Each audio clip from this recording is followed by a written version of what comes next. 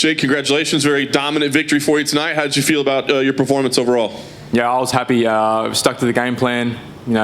Felt like getting more mature each fight, which is the goal. It would have been good to finish him. I landed a lot of straights, a lot of clean punches, damaged him a fair bit. But that's something we'll go back to training, and now that we've got the accuracy down pat, we'll start working on trying to put people to sleep a bit more. You were open before the fight about how much you respected him, and you being a kid and watching him. You said, "Hey, but it won't get to me. It won't get to me." Were there any moments in there where you're like, "This is weird"? Not during the fight. Beforehand, I was just absolute bag of nerves. Coaches probably couldn't tell, but yeah, just a mess inside.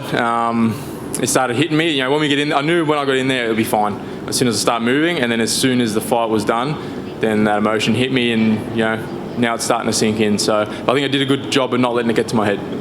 That's awesome. You dropped him, and then you were real careful about picking your shot, right? Like, I thought you might get the finish. Then you end up settling on top of him, and he goes to the submission. Was there any part where you thought, I have made a mistake here? I might have been giving up my arm or giving up a triangle? No. I was always comfortable to go to the ground with him.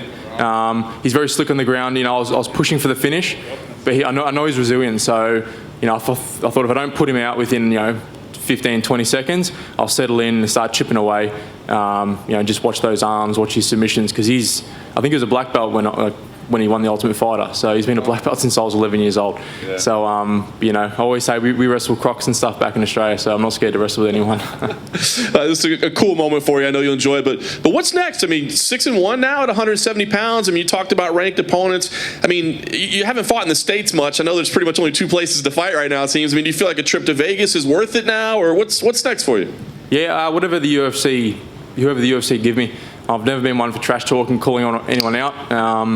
UFC have always given me good opponents that always excite me, and they've always done well by me, never thrown me to the wolves. So they're the best in the world at what they do for a reason. So we'll leave it up to them. But I'll probably be asking for something top 15, if not at least close to it for the next one. Wherever it is, the States, Abu Dhabi, I love it here. It was an easy fight week, and hopefully next time we come back we can go see more of the city. Jake, right here. When Diego got you in that was working for that arm bar, his corner was pretty loud, like screaming to switch to the triangle and everything. Did that benefit you at all, hearing his coaches telling him what to do next? Yeah, maybe a tip for Stefan Bonner. Like, he's pretty much telling me what Diego's going to do. So he said, switch to the triangle. Oh, thanks, man. I'll just watch that now. So that's why we've got our little trigger words that we say. Trigger being one of them, but we've got little words that we say. But yeah, I could hear him yelling out, if it was to shoot or if it was to push forward. They pretty much said it before he did it, so it made it a bit easier to read what he was going to do. And then you said you didn't even know what Diego was going to show up to fight, giving his last 3 performances. Was that challenging at all in the preparation, taking out the nerves of fighting Diego Sanchez? But it's hard to anticipate which opponent's going to show up, right? Yeah, we pretty much. I'm a well-rounded fighter. I'll go wherever the fight goes. Cage wrestling, on the ground.